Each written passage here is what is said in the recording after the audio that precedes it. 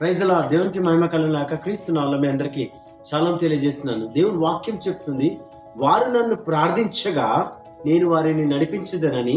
ఇర్మియా 31వ అధ్యాయము 9వ వచనంలో దేవుని వాక్యం సెలవిస్తుంది. హల్లెలూయా.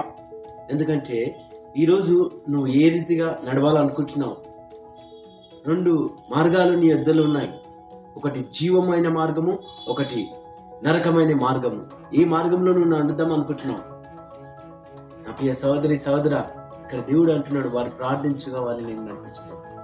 ప్రార్థించు, ఆయన నీ యొక్క త్రోవలను సరళం చేస్తాడు. అదే రీతిగా మరి 121 కీర్తనలో చూసుకుంటే, ఆయన నీ ప్రార్థనలో త్రొట్టిలనియకుండా నిన్ను కాపాడుతాను అంటున్నాడు.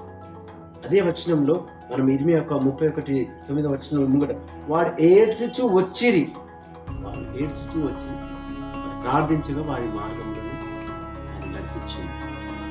ఈరోజు నువ్వు కూడా ప్రార్థిస్తున్నావా? తప్పకుండా ఆయన నేను చేపట్టుకొని నేను నడిపిస్తాను చక్కని మార్గంలో. నీవు వెళ్ళే ప్రతి ఒక్క మార్గంలో ఆ ఒక ద్వారాలన్నీ దేవుడు నీ కొరకు ఓపెన్ చేస్తాడు.